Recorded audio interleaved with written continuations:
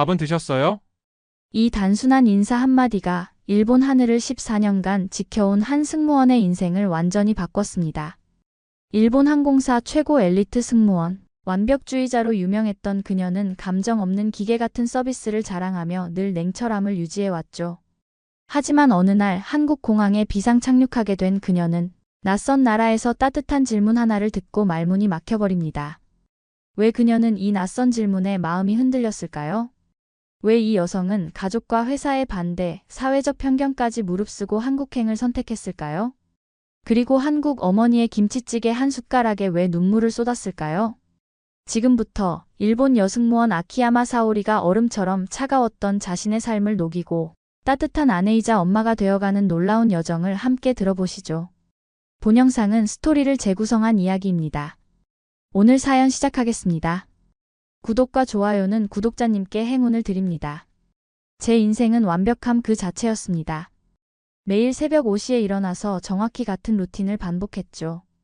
헤어스타일부터 메이크업까지 1mm의 오차도 허용하지 않았습니다. 동료들은 저를 하늘의 로봇이라고 불렀어요. 그 말이 싫지 않았습니다. 오히려 자랑스러웠죠. 감정은 업무의 방해 요소입니다. 이게 제 신념이었거든요. 승객이 울어도 미소만 지을 뿐 동정하지 않았습니다. 후배 승무원들이 실수하면 차갑게 지적했죠. 다시 해보세요. 완벽하게 말입니다. 그때의 저는 정말 무서운 선배였나 봐요. 신입 승무원들이 제 앞에서는 숨도 제대로 못 쉬더라고요. 하지만 그게 프로페셔널한 거라고 생각했습니다. 14년간 단 한 번도 클레임을 받은 적이 없었거든요. 도쿄 ANA 본사에서도 저를 인정해줬습니다. 사오리는 우리 회사의 자랑이다. 상사들이 항상 하는 말이었죠. 승진도 빨랐고 연봉도 높았습니다. 겉보기엔 완벽한 인생이었어요. 하지만 집에 돌아가면 텅 빈 아파트만이 저를 기다렸습니다. 가족과의 관계도 업무처럼 형식적이었죠. 오늘 일은 어땠니? 별일 없었습니다. 이런 대화가 전부였어요. 감정이라는 건 정말 사치라고 생각했습니다. 그날은 평범한 후쿠오카에서 로스앤젤레스로 가는 장거리 비행이었습니다. 저는 늘 그랬듯이 완벽한 서비스를 준비하고 있었죠. 그런데 이륙한 지 2시간 만에 갑자기 기체에 이상이 생겼어요. 승무원 여러분, 즉시 비상 절차에 따라 행동해주세요. 기장의 목소리가 들려왔습니다. 엔진 하나에 문제가 생긴 거였어요. 가장 가까운 공항에 비상 착륙해야 했죠. 그곳이 바로 인천국제공항이었습니다. 저는 침착하게 승객들을 안내했습니다. 여러분, 안전상의 이유로 인천공항에 착륙할 예정입니다. 그때까지도 저는 완전히 차분했어요.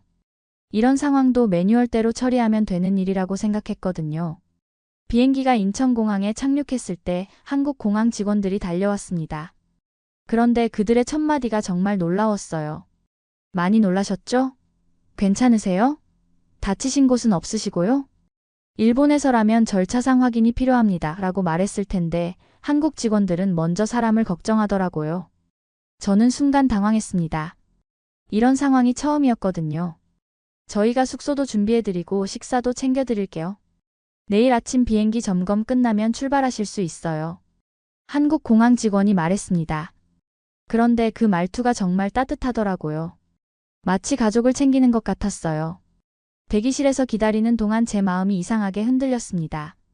14년간 기계처럼 살아왔는데 갑자기 누군가가 제 안부를 진심으로 물어보니까 뭔가 먹먹했어요.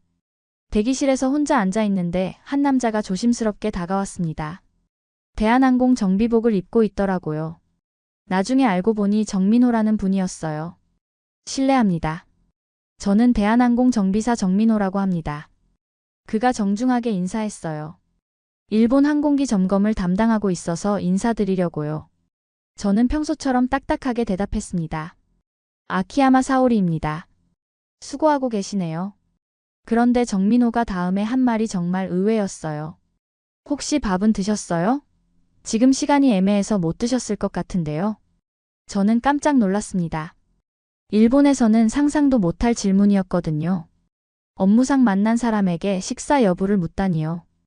왜 그런 걸 물어보시죠? 제가 반문했어요. 아, 그냥요. 한국에서는 인사 같은 거예요. 밥 먹었냐고 묻는 게 안부 인사거든요. 정민호가 웃으며 설명했습니다. 뭔가 안 드신 것 같아서요. 공항 식당 음식이 괜찮은데 같이 가실래요? 저는 거절하려고 했어요. 모르는 사람과 식사하는 건 제 원칙에 어긋났거든요. 하지만 정민호의 표정이 너무 진심이었어요. 계산적인 게 전혀 없더라고요. 그럼, 잠시만요. 제가 말했습니다. 스스로도 놀란 대답이었어요. 공항 식당에서 정민호와 마주 앉아 있는데 정말 이상한 기분이었습니다. 그는 제가 젓가락질을 어려워하자 포크를 가져다 줬어요. 한국 음식 처음이시죠? 입에 안 맞으면 다른 거 시키셔도 돼요. 일본에서는 이런 식으로 배려하지 않아요. 제가 솔직하게 말했어요. 업무는 업무고 사적인 건 사적인 거라고 생각하거든요. 그럼 너무 외로우시겠어요? 정민호가 말했습니다. 사람은 혼자 살 수 없잖아요. 서로 챙기고 살아야죠. 그 말이 제 가슴을 콕 찔렀어요. 외롭다는 감정을 느낀 게 언제였는지 기억도 안 났거든요.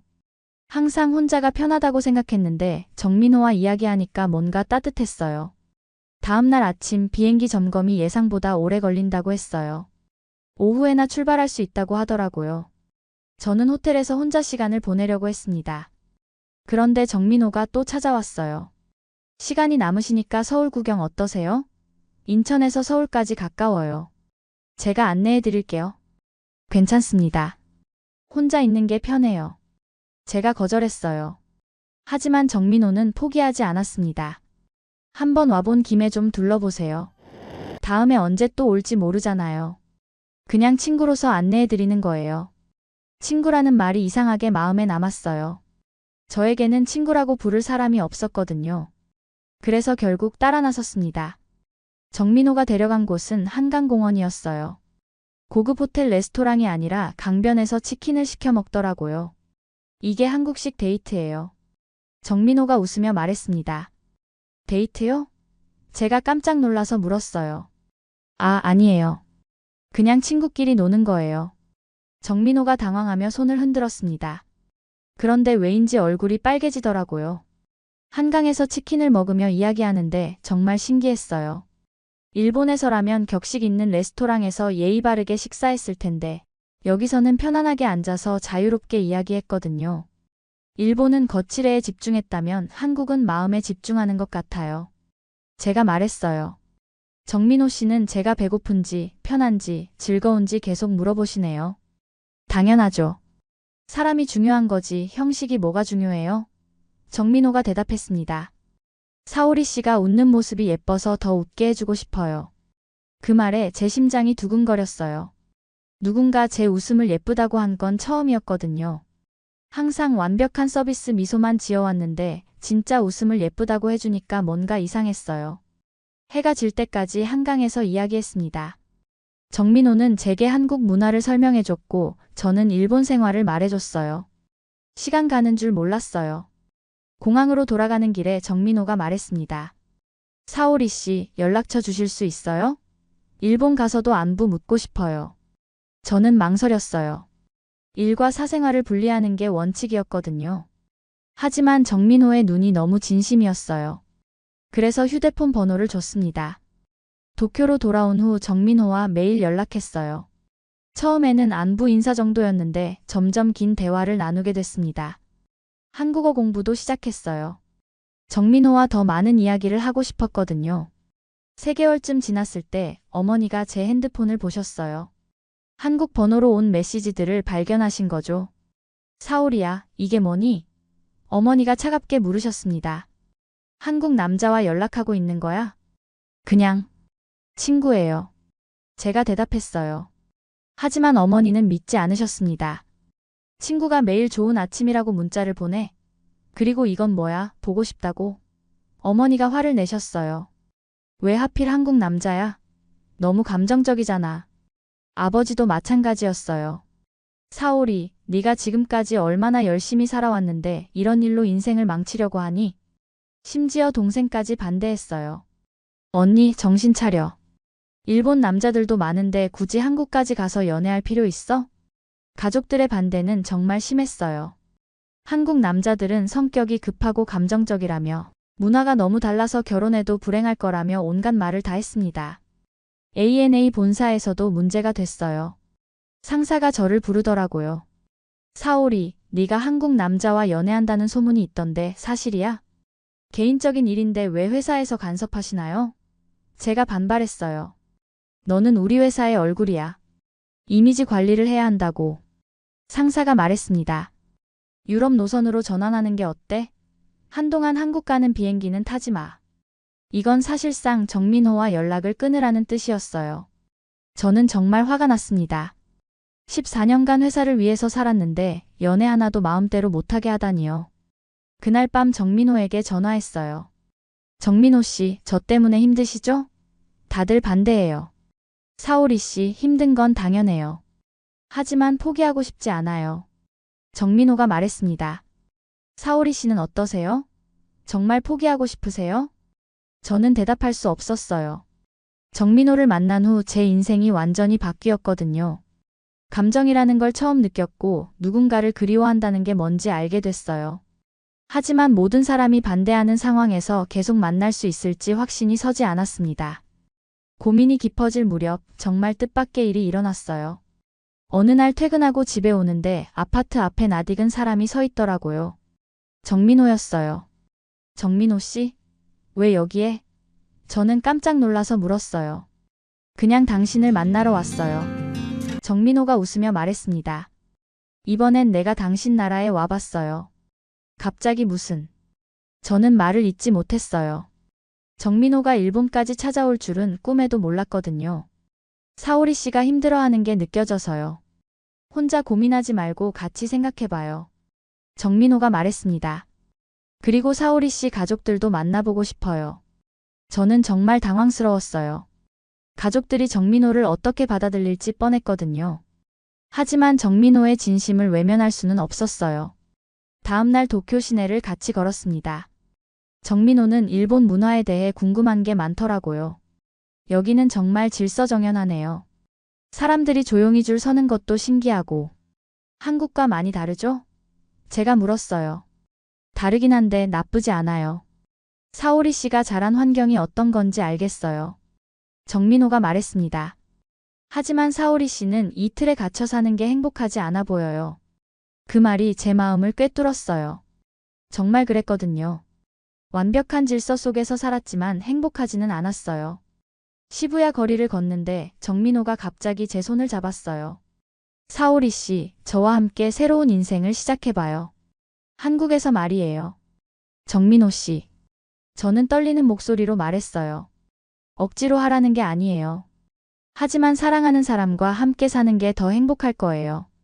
정민호가 진심 어린 눈빛으로 저를 봤습니다. 그때 깨달았어요. 제가 정말 원하는 게 뭔지 말이에요.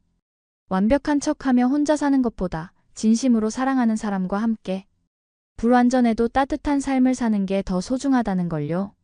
정민호와 함께 한국으로 가기로 결심했어요. 가족들은 끝까지 반대했지만 더 이상 다른 사람의 기준에 맞춰 살고 싶지 않았어요. 14년간 충분히 완벽한 삶을 살아봤거든요. ANA에 사직서를 냈을 때 동료들이 모두 놀랐어요. 사오리, 정말 그만둘 거야? 승진도 앞두고 있는데 새로운 인생을 살아보고 싶어요. 제가 말했어요. 그동안 감사했습니다. 한국에 도착해서 처음으로 정민호 어머니를 만났어요. 정말 긴장됐거든요.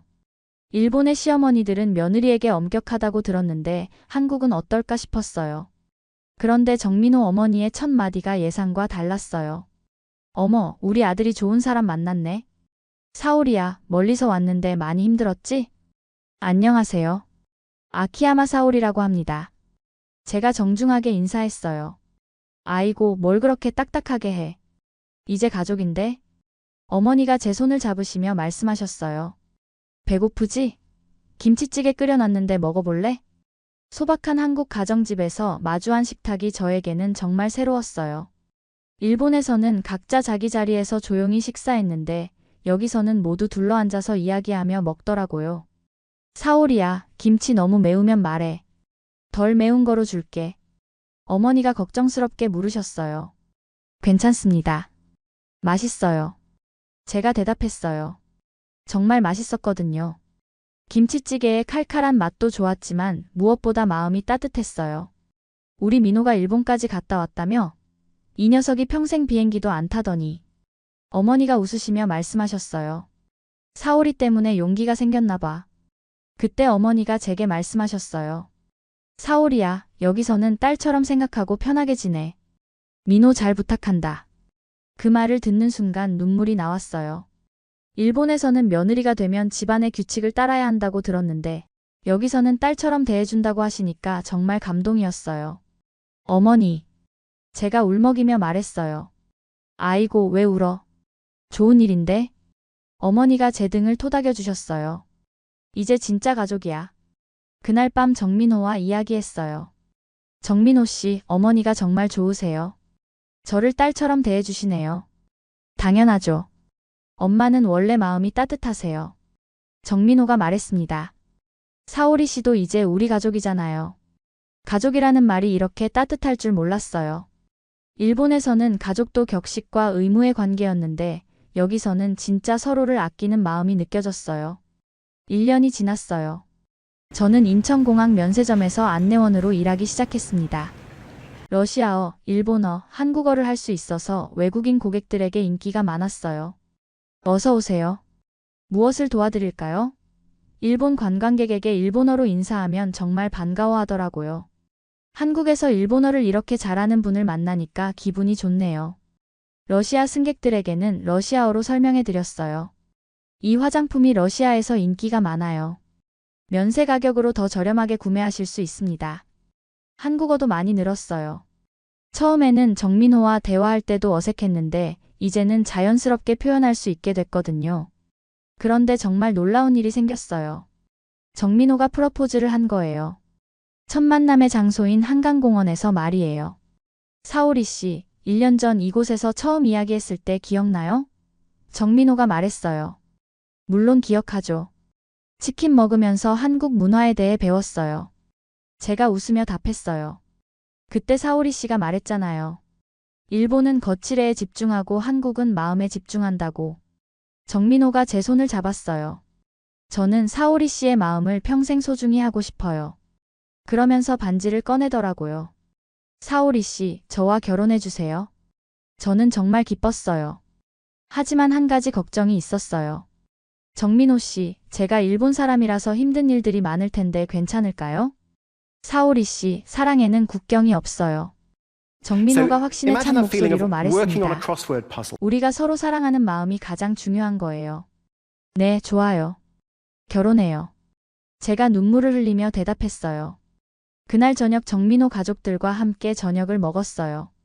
어머니가 정말 기뻐하시더라고요. 사오리야, 이제 정말 우리 딸이 되는구나. 행복하게 살아야 해. 결혼 준비를 하면서 정말 많은 걸 배웠어요. 한국의 혼례 문화도 배우고 요리도 배웠습니다.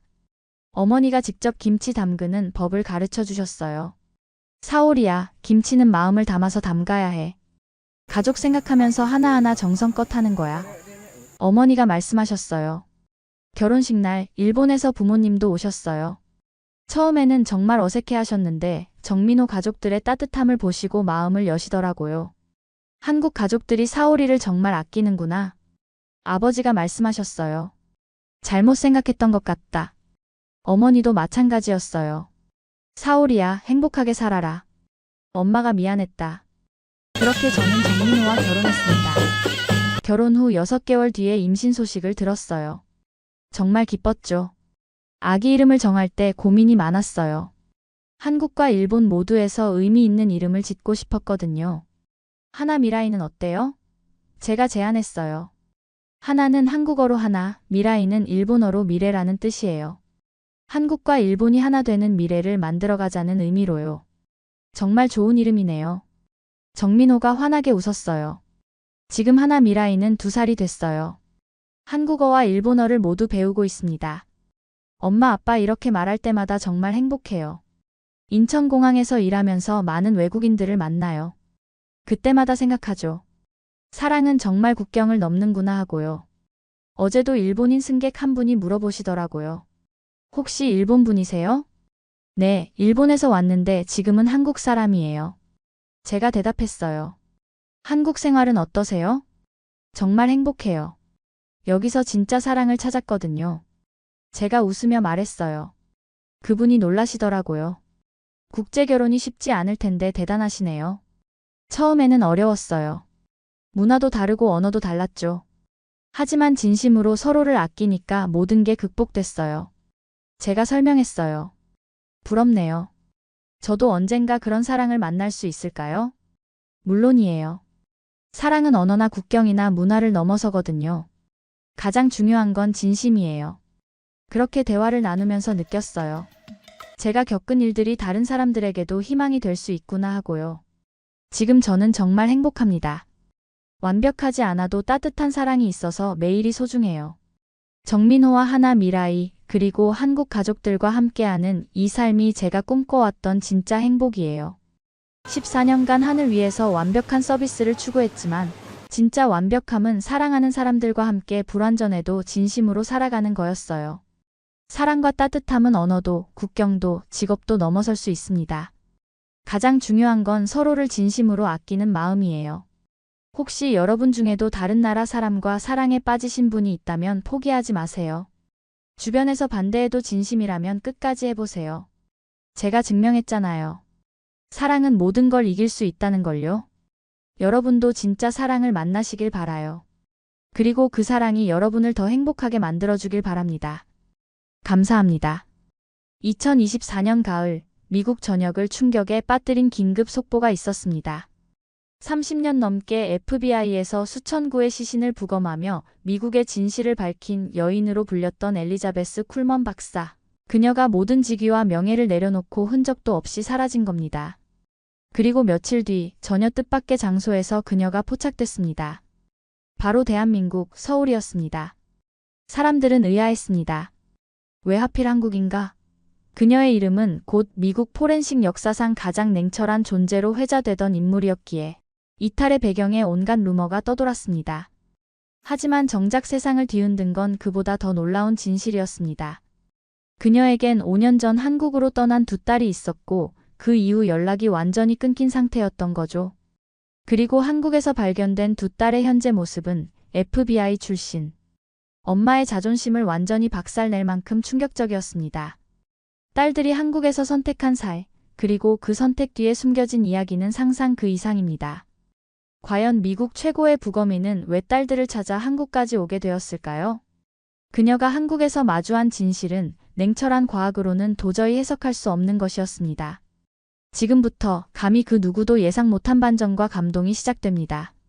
본 영상은 스토리를 재구성한 이야기입니다. 오늘 사연 시작하겠습니다. 구독과 좋아요는 구독자님께 행운을 드립니다. 저는 평생 과학만 믿고 살았습니다.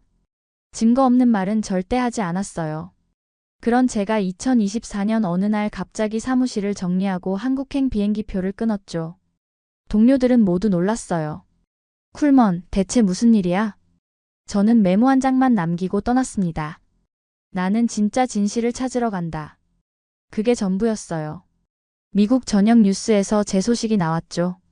FBI 전설의 법의학자가 갑자기 한국으로 떠났다고요. 기자들은 궁금해했어요. 대체 무슨 일이냐고 말이죠. 하지만 저만 알고 있었습니다. 제 인생에서 가장 큰 미스터리를 풀기 위해서라는 걸요. 그 미스터리는 바로 제 두 딸이었어요. 30년간 수많은 사건을 해결했지만 제 딸들의 마음은 풀지 못했거든요. 왜 5년 전 갑자기 연락을 끊고 한국으로 갔는지, 도대체 그곳에서 무슨 일이 있었는지 알고 싶었어요. 2019년 가을이었습니다. 첫째 사라가 34살, 둘째 제인이 30살이었죠. 사라는 하버드에서 국제관계학 박사를 땄고 제인은 파슨스에서 패션 디자인을 공부했어요. 둘 다 제가 자랑스러워하는 딸들이었습니다. 그날도 평소와 다를 게 없었어요. 저는 연구실에서 부검 보고서를 쓰고 있었고 딸들은 각자 일상을 보내고 있었죠. 그런데 저녁 무렵 사라에게서 전화가 왔습니다. 엄마, 잠깐 시간 있어요? 목소리가 평소와 달랐어요. 뭔가 결심한 듯한 어조였죠. 엄마, 저희 한국에서 살기로 했어요. 저는 귀를 의심했어요. 한국이라고요? 사라, 무슨 소리야? 갑자기 왜? 엄마, 여기서는 설명하기 어려워요. 나중에 전화드릴게요. 그게 끝이었습니다. 그 이후 연락이 점점 줄어들더니 결국 완전히 끊어졌어요. 처음에는 바쁘겠거니 했죠. 새로운 환경에 적응하느라 정신없겠다고 생각했어요. 하지만 1년이 지나도 2년이 지나도 소식이 없었습니다. 제가 FBI 출신이라는 걸 잊으셨나요? 저는 모든 수단을 동원해서 딸들을 찾으려고 했어요. 하지만 아무 단서도 찾을 수 없었죠. 5년이 흘렀어요. 저는 매일 밤 잠들기 전에 생각했습니다. 내가 뭘 잘못했을까? 왜 딸들이 연락을 끊었을까? 그러다 결국 결심했죠. 직접 한국에 가보자고요. 2024년 11월 저는 처음으로 한국 땅을 밟았어요. 인천공항에 내리는 순간부터 모든 게 낯설었습니다. 공항부터가 미국과 달랐어요. 깔끔하고 정돈된 느낌이었죠. 서울에 도착해서 지하철을 탔는데 깜짝 놀랐어요. 이렇게 정확하고 깨끗할 수가 있나요? 미국 지하철과는 차원이 달랐습니다. 사람들도 질서정연했고요. 시간표대로 정확히 오는 지하철을 보면서 감탄했어요. 밤이 되자 더욱 놀랐습니다. 여성 혼자서도 거리를 자유롭게 다닐 수 있더라고요. 미국에서는 상상할 수 없는 일이었어요. 카페들은 밤늦게까지 불이 켜져 있었고 젊은 사람들이 열정적으로 뭔가를 하고 있었죠. 편의점에 들어가 봤는데 24시간 운영하면서 온갖 물건이 다 있더라고요. 도시락부터 생필품까지 없는 게 없었어요. 이런 시스템이 어떻게 가능한지 신기했습니다. 저는 평생 논리와 과학만 믿고 살았는데 그 순간 뭔가 다른 감정이 일어났어요. 이게 정말 제가 아는 아시아인가 싶었습니다. 제 편견이 완전히 잘못됐다는 걸 깨달았죠. 호텔에 들어가서 거울을 봤는데 제 얼굴이 이상했어요. 평생 차갑게만 살았던 제가 뭔가 동요하고 있었거든요. 이게 딸들이 살고 있는 곳이구나 싶으니까 마음이 복잡해졌습니다. 다음 날부터 본격적으로 딸들을 찾기 시작했어요. FBI에서 배운 수사 기법을 총동원했죠. 그러다 놀라운 사실을 알게 됐습니다. 사라가 서울 모 명문대학교 국제학부 교수로 재직하고 있다는 거였어요. 그것도 UN 파견 외교관 경력에 아시아 지역 자문위원까지 하고 있었죠. 저는 믿을 수가 없었어요. 대학교에 찾아갔을 때의 기억이 아직도 선명합니다. 사라가 강의실에서 나오는 모습을 봤는데 완전히 달라져 있었어요. 자신감이 넘쳤고 눈빛이 살아있었죠. 5년 전 미국에서 봤던 사라와는 다른 사람 같았습니다. 엄마! 사라가 저를 보고 놀라는 모습이었어요. 하지만 당황하기보다는 오히려 담담했죠. 엄마, 어떻게 여기까지? 사라야, 5년 동안 연락도 없이 어떻게 지낼 수가 있니? 사라는 잠시 말이 없더니 이렇게 말했어요. 엄마, 카페에 가서 이야기해요. 카페에 앉아서 사라가 들려준 이야기는 충격적이었습니다. 엄마, 미국에서는 패자부활전이 없어요. 한번 실패하면 끝이죠. 하지만 한국은 달랐어요. 여기서는 다시 시작할 수 있었거든요. 사라는 미국에서 박사 과정을 마친 후 취업에 어려움을 겪었다고 했어요. 아시아계라는 이유로 번번이 떨어졌다고요. 하지만 한국에 와서는 달랐다고 했습니다. 여기서는 제 능력을 인정받았어요. 국제관계 전문가로서 제대로 대우받고 있고요. 미국에서는 아시아계라는 편견이 있었는데 한국에서는 제 실력만 봐주더라고요. 그때 더 놀라운 얘기가 나왔어요. 엄마, 저 결혼해요. 김태현이라는 분인데 국제인권 전문 변호사예요. 저는 머리가 하얘졌습니다. 딸이 결혼한다는 것도 충격이었는데 한국 사람과 결혼한다니요. 사라야, 왜 이런 중요한 일을 말 안 했니? 사라의 대답은 더욱 충격적이었어요. 엄마는 미국만 옳다고 하셨잖아요. 한국에서의 저희를 부정할 것 같았어요. 그 말을 듣는 순간 저는 말문이 막혔습니다. 사라와의 만남 다음 날 제인을 찾아갔습니다. 삼청동에 있는 갤러리였는데 입구부터 범상치 않았어요. 제인 쿨먼 K-패션 아트 갤러리라고 써 있더라고요. 안으로 들어가니 제 눈을 의심했어요. 한복과 서양 드레스를 절묘하게 융합한 의상들이 전시돼 있었습니다. 그 아름다움에 저도 모르게 감탄사가 나왔죠. 전통 한복의 우아함과 현대적인 디자인이 완벽하게 조화를 이루고 있었어요. 색감도 화려하면서도 품격이 있었고요. 이런 수준 높은 작품을 제 딸이 만들었다니 믿어지지 않았습니다. 엄마. 제인이 저를 보고 뛰어오더라고요. 사라와 달리 제인은 완전히 놀라는 표정이었어요. 엄마, 정말 엄마예요? 어떻게 여기까지? 제인아, 너 이런 일을 하고 있었구나. 제인의 눈이 반짝였어요. 엄마, 제가 한복 디자이너가 됐어요. 전 세계 명품 브랜드들이 제 디자인을 원해요. 벽에 걸린 액자들을 보니 CNN, 보그 등 유명 매체의 인터뷰 기사들이 있었어요. 제 딸이 이런 성공을 거뒀다는 게 믿어지지 않았죠. 엄마, 미국에서는 제가 아시아계라는 이유로 주목받지 못했어요. 하지만 한국에서는 달랐어요. 제 정체성을 인정받을 수 있었거든요. 제인이 저를 작업실로 안내했는데 그곳에서 더 큰 충격을 받았습니다. 전 세계 패션 위크에서 수상한 트로피들, 유명 셀럽들이 제인의 옷을 입고 찍은 사진들이 가득했거든요. 엄마, 저는 이 도시에서 처음으로 제 자신이었어요. 한국의 전통과 제 감성이 만나니까 이런 작품이 나올 수 있었어요. 제인의 말이 가슴에 깊이 박혔습니다. 그날 밤 저는 한강에 나갔어요. 혼자 생각할 시간이 필요했거든요. 강물을 바라보면서 지난 5년을 되돌아봤습니다. 저는 평생 미국이 최고라고 생각했어요. 미국에서 성공한 제 자신을 자랑스러워했고 딸들도 미국에서 성공하길 원했죠. 그런데 딸들은 한국에서 더 큰 성공을 거뒀더라고요. 더 충격적인 건 딸들이 저에게 이런 얘기를 할 수 없었다는 거였어요.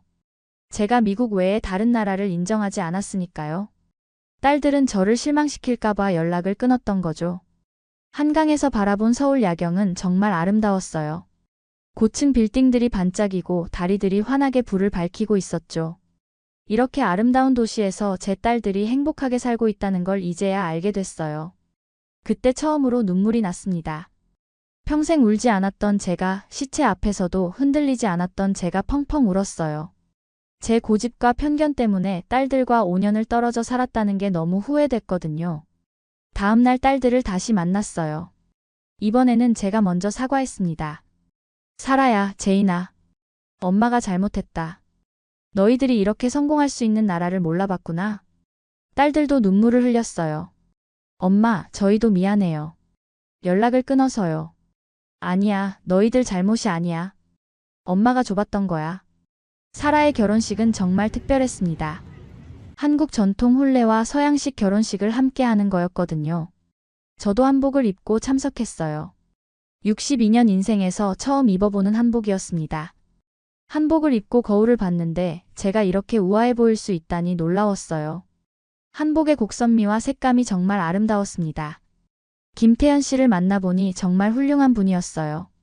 국제인권 변호사로 전 세계를 다니며 약자를 위해 일하고 있더라고요. 사라와 정말 잘 어울렸습니다. 어머님, 사라를 잘 부탁드립니다. 태연 씨가 정중하게 인사하는 모습에 마음이 따뜻해졌어요. 결혼식장에서 저는 축사를 했습니다. 그것도 한국어로요. 딸들이 가르쳐줘서 연습했거든요. 사라야, 태연아. 엄마가 늦게 깨달았지만 너희들의 선택이 옳았구나. 한국에서 꽃피운 너희들의 사랑을 진심으로 축하한다. 결혼식 영상이 전 세계 뉴스에 나갔어요. 미국 FBI 출신이 한복을 입고 한국어로 축사하는 모습이 화제가 됐죠. 많은 사람들이 문화융합의 아름다운 순간이라고 평가했습니다. 그날 밤 딸들과 함께 시간을 보내면서 정말 많은 얘기를 나눴어요. 5년간 못한 얘기를 모두 쏟아냈죠. 딸들이 한국에서 어떤 어려움을 겪었는지, 어떻게 극복했는지 듣다 보니 더욱 자랑스러웠습니다. 그 이후 저는 중요한 결정을 내렸습니다. 1년 중 6개월은 한국에서 살기로 한 거죠.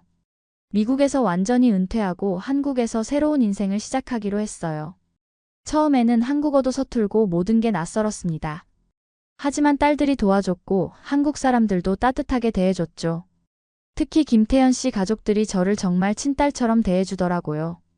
몇 달 후 더 큰 기쁜 소식이 있었어요. 사라가 임신한 거였거든요. 제가 할머니가 되는 거였죠. 그것도 한국에서 태어날 손자를 둔 할머니가요. 엄마, 아기 이름 뭐로 할까요? 너희들이 정해라. 할머니는 뭘로 불러도 좋다. 그럼 한국 이름과 미국 이름 둘 다 지어주세요. 저는 정말 행복했습니다. 제 손자가 한국과 미국 두 나라의 문화를 모두 가질 수 있다니 말이에요. 지금 저는 서울 한강변 아파트에서 살고 있어요. 매일 아침 한강을 바라보면서 커피를 마시죠. 이렇게 평화로운 일상이 있을 줄 몰랐습니다. 제인도 최근에 좋은 소식이 있었어요. 프랑스 파리에서 개인전을 열게 됐다고 하더라고요. 한복을 현대적으로 해석한 작품들로 유럽을 사로잡겠다는 포부를 밝혔죠. 저는 이제 깨달았습니다. 성공이라는 게 한 나라에서만 가능한 게 아니라는 걸요. 제 딸들은 한국에서 더 큰 무대를 만났고 더 큰 꿈을 이뤘어요. 30년간 FBI에서 수많은 사건의 진실을 밝혀왔지만 제 인생 최고의 진실은 바로 이거였습니다. 딸들이 틀린 게 아니라 제가 좁았던 거라는 건 말이에요. 창밖으로 보이는 한강 야경을 바라보면서 생각해봅니다. 시체 속에서 찾은 진실보다 더 깊은 진실이 바로 제 딸들이었어요. 한국이라는 나라에서 꽃피운 딸들의 꿈과 사랑이었죠. 지금 저는 한국어 공부도 하고 있고 한국 요리도 배우고 있습니다. 손자가 태어나면 할머니가 직접 만든 한국 음식을 해주고 싶거든요. 어제는 정말 신기한 일이 있었어요. 한강공원에서 산책하다가 한국 할머니 한 분을 만났는데 그분이 저를 알아보시더라고요. 뉴스에서 봤다면서 반갑게 인사해 주셨습니다. 그리고 김치 담그는 비법까지 알려주셨죠. 이런 따뜻함이 바로 한국의 매력이라고 생각해요. 지난주에는 사라와 함께 아기용품을 사러 갔었어요. 한국의 육아용품들이 정말 세심하게 만들어져 있더라고요. 특히 안전에 대한 배려가 철저했습니다. 이런 걸 보면 한국이 왜 이렇게 빠르게 발전했는지 알 것 같아요. 제인이 며칠 전에 새로운 소식을 전해줬어요. 한국 전통자수 기법을 배워서 작품에 접목하고 싶다고 하더라고요. 전주까지 가서 전통 장인분께 배우겠다고 해요. 이런 열정을 보면 제가 더 배워야겠다는 생각이 들어요. 요즘 저는 한국 역사 공부도 하고 있습니다. 도서관에서 빌린 책들을 읽어보니 정말 대단한 나라더라고요. 어려운 시기를 극복하고 이만큼 발전한 게 정말 놀라워요. 손자에게 한국의 자랑스러운 역사도 들려주고 싶습니다. 김태현 씨 아버님은 퇴직하신 대학 교수님이신데 저에게 한국 철학에 대해서도 가르쳐 주세요. 특히 효 사상에 대해 들을 때마다 감동받습니다. 가족을 소중히 여기는 마음이 한국 발전의 원동력이었구나 싶어요. 며칠 전에는 한국 전통차 체험도 했어요. 차를 우리는 과정 하나하나가 예술이더라고요. 마음을 차분하게 해주는 힘이 있었습니다. 이런 문화가 있으니까 한국 사람들이 마음이 따뜻한 것 같아요. 사라가 태교 음악으로 한국 클래식을 들려주고 있어요. 아리랑이나 한국 가곡들인데 들어보니 정말 아름답더라고요. 아기도 분명 좋아할 것 같습니다. 할머니도 함께 불러줄 수 있도록 가사를 외우고 있어요. 지난 주말에는 김태현 씨와 함께 등산도 했습니다. 북한산이었는데 정상에서 바라본 서울 전경이 정말 장관이었어요. 이렇게 아름다운 자연과 현대적인 도시가 조화를 이루는 곳이 또 있을까 싶었죠. 한국에서 생활하면서 가장 놀란 건 의료 시스템이에요. 병원도 깨끗하고 의료진들도 친절하더라고요. 사라 산부인과 검진 따라갔는데 의사 선생님이 정말 세심하게 봐주시더라고요. 이런 시스템이라면 손자도 안심하고 맡길 수 있겠어요. 요즘 한국어 실력도 많이 늘었습니다. 처음에는 안녕하세요밖에 못했는데 지금은 일상 대화는 어느 정도 해요. 시장에서 아주머니들과 이야기하는 재미도 쏠쏠하죠. 한국 사람들이 외국인한테도 정말 친절합니다. 미국에 있는 동료들이 가끔 연락해서 한국 이야기를 들려달라고 해요. 그럼 저는 한국의 좋은 점들을 자랑스럽게 말해줍니다. 안전하고 깨끗하고 사람들이 따뜻하다고요. 많은 미국인들이 한국에 관심을 갖기 시작했어요. 지난달에는 제인의 갤러리에서 특별 전시회가 있었어요. 한국 전통 홀레복을 현대적으로 재해석한 작품들이었는데 정말 화제가 됐습니다. 외국 바이어들도 많이 왔더라고요. 제 딸이 이런 국제적인 인정을 받는다니 꿈만 같았어요. 요리 교실에서 배운 한국 음식들을 집에서 만들어 보고 있어요. 김치찌개, 된장찌개, 불고기까지 이제 제법 만들 수 있습니다. 딸들이 깜짝 놀라더라고요. 엄마가 이렇게 요리를 잘하게 될 줄 몰랐다면서요. 한국의 사계절도 정말 아름다워요. 봄에는 벚꽃이 만발하고 여름에는 푸르른 녹음이 우거지고 가을에는 단풍이 절경이고 겨울에는 눈 내린 풍경이 장관입니다. 미국에서는 이런 뚜렷한 사계절을 느끼기 어려웠는데 한국에서는 계절마다 다른 매력을 느낄 수 있어요. 며칠 전에는 한국 전통시장도 구경했어요. 동대문 시장이었는데 정말 활기가 넘치더라고요. 상인분들도 친절하게 설명해 주시고 맛있는 음식도 많았습니다. 이런 전통이 살아있는 곳에서 딸들이 살고 있다니 정말 기뻐요. 김태현 씨 어머님께서 한복 입는 법도 가르쳐 주셨어요. 처음에는 어색했는데 지금은 제법 익숙해졌습니다. 한복을 입으면 마음가짐도 달라지더라고요. 더 우아하고 품격 있게 행동하게 되는 것 같아요. 한국 드라마도 자주 봅니다. 처음에는 이해하기 어려웠는데 지금은 재미있게 보고 있어요. 가족애, 효도, 사랑에 대한 이야기들이 정말 감동적입니다. 미국 드라마와는 다른 깊이가 있어요. 사라가 임신 7개월이 됐는데 배가 정말 많이 나왔어요. 아기가 건강하게 자라고 있다고 하니까 너무 기뻐요. 태교를 위해 클래식 음악도 들려주고 태담도 자주 합니다. 할머니 목소리도 들려주라고 해서 영어와 한국어로 번갈아 이야기해줘요. 제이는 요즘 새로운 프로젝트를 준비하고 있어요. 한국 전통 문양을 현대 패션에 접목하는 작업인데 정말 기대됩니다. 벌써부터 해외 언론들이 관심을 보이고 있더라고요. 가끔 미국 친구들이 전화를 걸어와서 언제 돌아오냐고 물어봅니다. 그럼 저는 이렇게 대답하죠. 나는 이미 집에 와 있어. 진짜 집에 말이야. 한국이 제 진짜 집이 됐어요. 딸들이 있고 사랑하는 사람들이 있고 새로운 가족이 생길 곳이니까요. 미국은 저를 키워줬지만 한국은 저를 바꿔줬습니다. 62세에 새로운 인생을 시작하게 해준 이 나라에 정말 감사해요. 이제 저는 당당히 말할 수 있습니다. 나는 한국의 외할머니라고 말이에요. 이보다 더 완벽한 인생의 마무리가 있을까요?